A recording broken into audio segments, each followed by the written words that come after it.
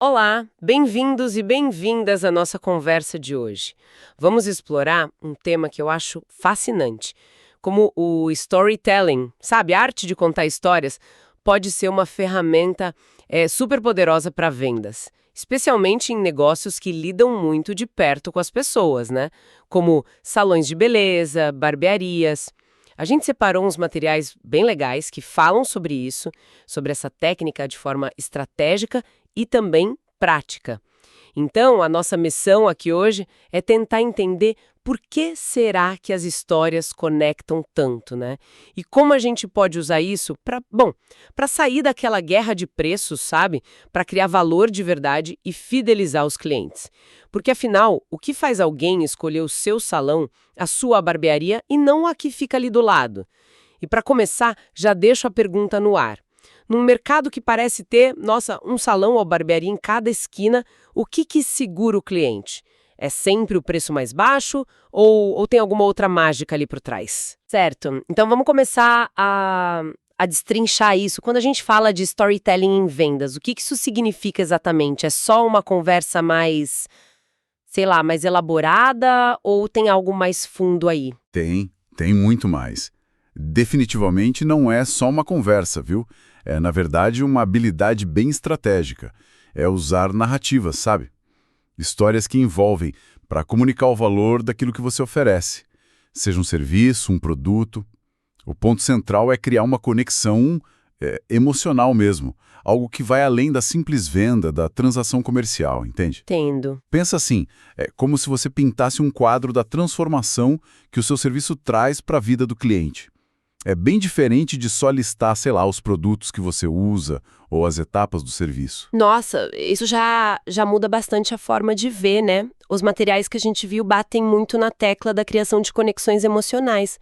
Por que isso é tão fundamental? Especialmente quando a gente está falando de beleza, de autoestima.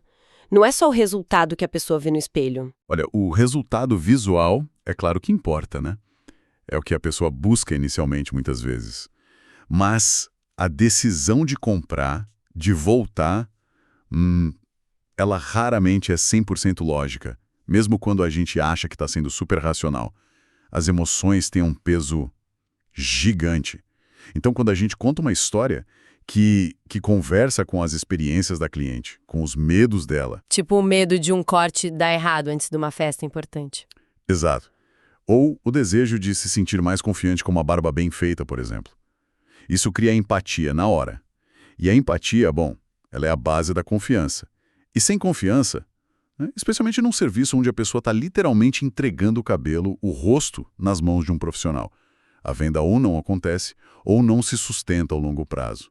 É essa conexão que segura. Interessante. Tem até uma base quase biológica nisso, né? Li algo sobre a ocitocina, o hormônio da confiança, sendo liberado com boas histórias. Sim, alguns estudos apontam para isso. As histórias podem realmente fortalecer esses laços sociais e a confiança em um nível bem profundo. Muito bom! Além dessa parte emocional, outro ponto que os materiais destacam bastante é a diferenciação. Como é que uma boa história ajuda um negócio a não ser só mais um na multidão? Porque, vamos ser sinceros, né? Muitos serviços parecem bem parecidos à primeira vista. É aí que está o poder.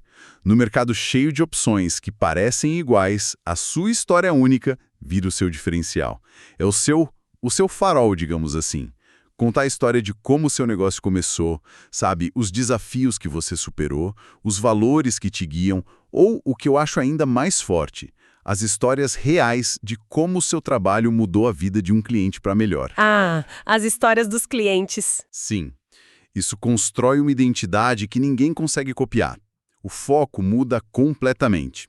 Ele sai do o que você faz o corte, a coloração, a barba, e vai para o porquê e para o como. Por que você faz o que faz, como isso realmente melhora a vida do cliente. A diferenciação deixa de estar só no serviço em si e passa para a experiência, para o significado, para o benefício emocional que só a sua marca entrega daquele jeito específico. Isso me leva a outro ponto, a facilidade de memorização. Os materiais falam que uma história bem contada gruda na mente do cliente, né? Mais do que, sei lá, um folheto com preço. Parece óbvio, mas como isso funciona? Totalmente. É que o nosso cérebro, ele é meio que programado para processar e guardar narrativa, sabe? Desde criança, a gente aprende e lembra muito mais fácil com histórias. É muito mais provável que alguém se lembre daquela história emocionante, né, de como um tratamento capilar devolveu a confiança para alguém num momento difícil, do que se lembre de uma lista técnica de ingredientes ou do desconto de 10% na terça-feira. Faz sentido. E os materiais até explicam um pouco por quê. As narrativas ativam áreas do cérebro ligadas à emoção, à memória de longo prazo, coisa que dado bruto, número, não faz com a mesma intensidade. Então, quando a pessoa precisar daquele serviço de novo, a marca que está associada àquela história forte, emocional, ela tem uma vantagem enorme na lembrança. Fica ali, guardadinho. E a questão da humanização da marca? Compartilhar essas histórias, sejam as dos clientes ou até desafios do próprio negócio, isso aproxima mesmo a empresa das pessoas. Não tem um risco de parecer, sei lá, exposição demais? É um equilíbrio delicado, claro. Mas a chave aqui é a autenticidade. Histórias que são genuínas, que mostram as pessoas por trás da marca, sabe? As paixões, os desafios que foram superados. Ou que destacam a jornada real dos clientes, sempre com a permissão deles, óbvio. Sim, claro, a permissão é fundamental. Isso cria uma ponte.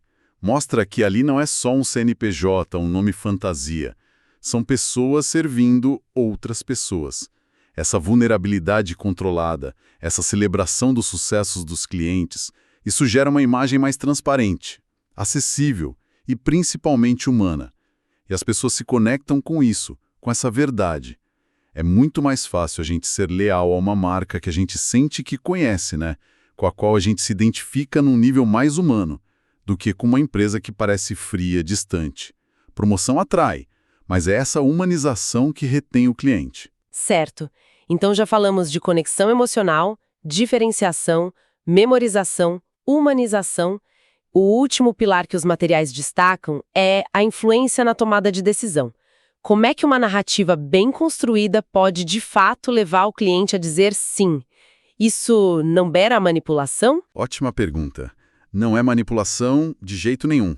É mais uma questão de condução, de clareza. Pensa numa boa história de vendas. Ela geralmente tem uma estrutura, né? Ela apresenta um herói, que é o cliente, com um problema, um desafio ou um desejo que ele reconhece como sendo dele. Mostra a jornada, talvez as dificuldades. E aí ela introduz a solução, o seu serviço, o seu produto. Não como uma oferta genérica, mas como o mentor, ou a ferramenta mágica que vai ajudar aquele herói a superar o obstáculo e alcançar o que ele quer. Entendi. O cliente se vê naquela história. Exatamente. Ele se vê ali e entende o valor da solução de um jeito contextualizado, emocional. A história ajuda a organizar o pensamento dele, elimina ruídos, sabe? Torna a decisão mais clara, mais segura. É como guiar, não empurrar. É transformar a venda numa jornada feita junto, buscando um final feliz para o cliente. A teoria é realmente muito boa, muito convincente. Mas vamos trazer isso para a Terra? Como é que essa conversa toda se aplica no dia a dia corrido de um salão de beleza, por exemplo? Onde é que a gente encaixa essas histórias entre um corte aqui, uma escova ali? A aplicação é bem direta, na verdade. Está nos detalhes da conversa com o cliente. Pensa assim, um salão bacana, ele não vende só química e tesoura, né? Vende transformação, vende autoestima, vende um momento de cuidado. Então, em vez do profissional só descrever os passos de uma hidratação, vou aplicar o produto X, deixar agir Y minutos.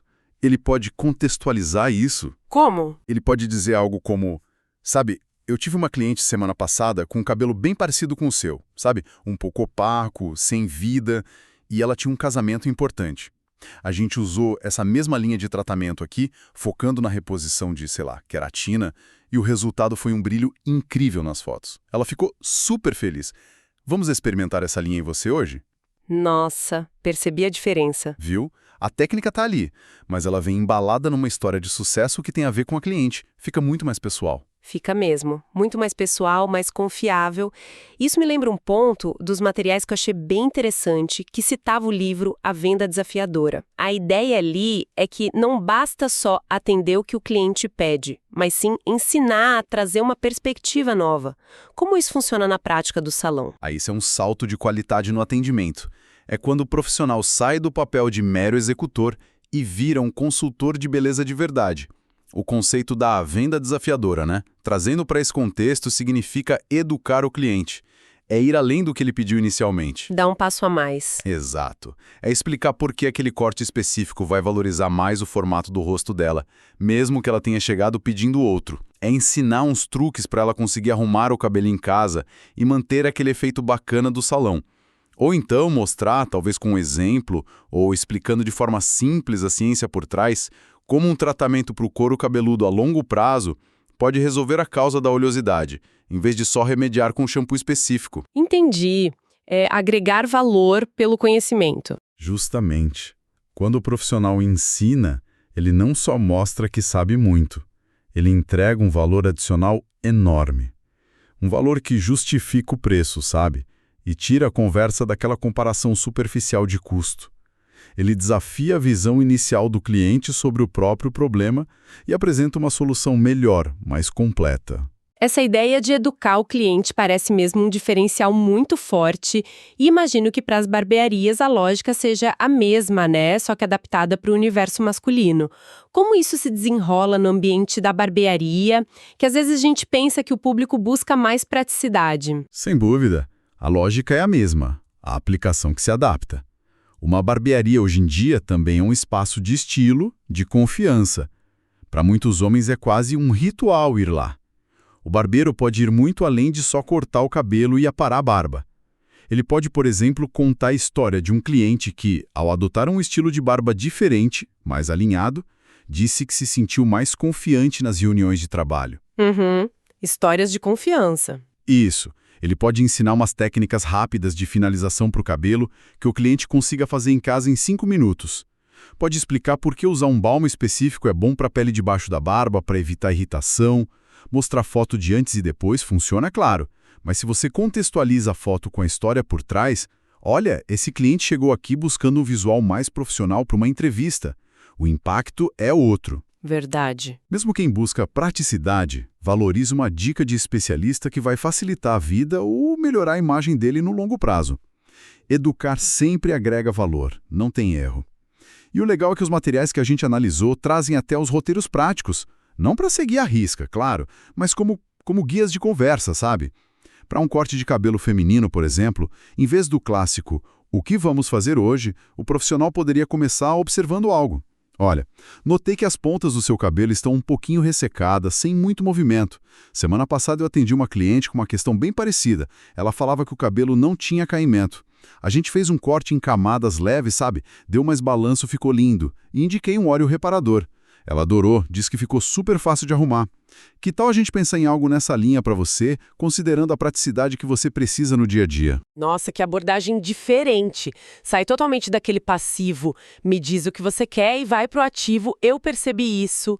Tem uma experiência que pode te ajudar. Mostra atenção, conhecimento e um cuidado real. E para barba na barbearia, como seria um exemplo? Seguindo a mesma lógica, o barbeiro poderia dizer: percebi que a linha da sua barba está um pouco irregular aqui, ele aponta discretamente, e isso às vezes dificulta manter o desenho em casa, né? Tive um cliente com essa mesma dificuldade, a gente começou a fazer um desenho um pouquinho mais definido nessa área, e ensinei ele a usar uma navalha específica só para manter o contorno entre uma visita e outra. Ele falou que facilitou demais a rotina dele. A barba está sempre alinhada.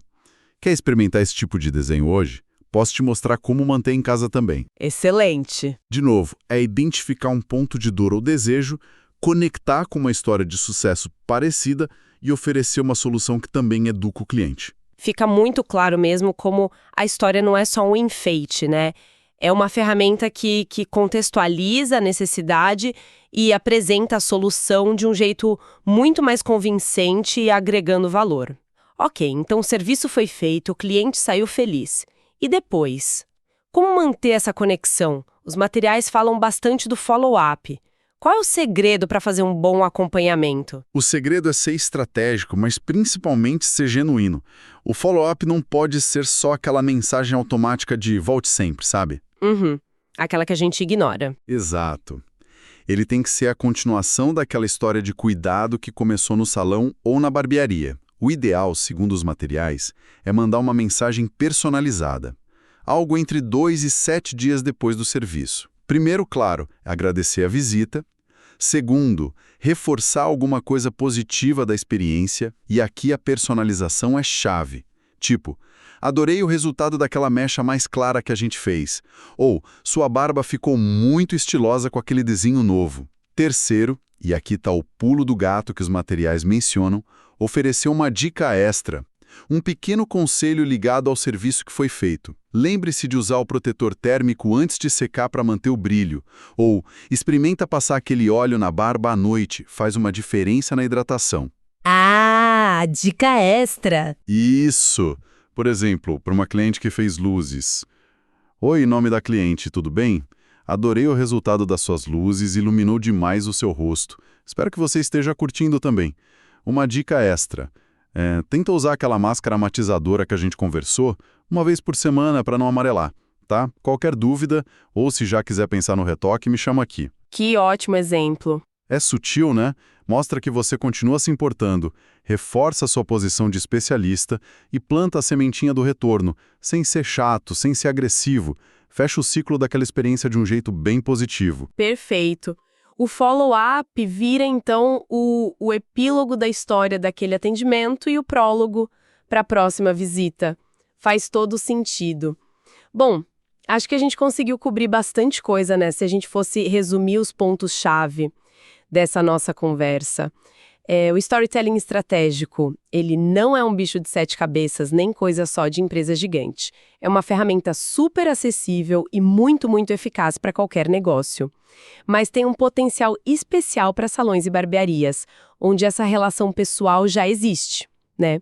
Funciona porque cria conexão emocional de verdade, isso gera confiança, ajuda o negócio a se destacar da concorrência, focando na experiência única que ele oferece, educa o cliente, o que eleva a percepção de valor e justifica o preço, e, como consequência de tudo isso, influencia positivamente a decisão de comprar e principalmente a decisão de voltar sempre, a fidelização. Exatamente.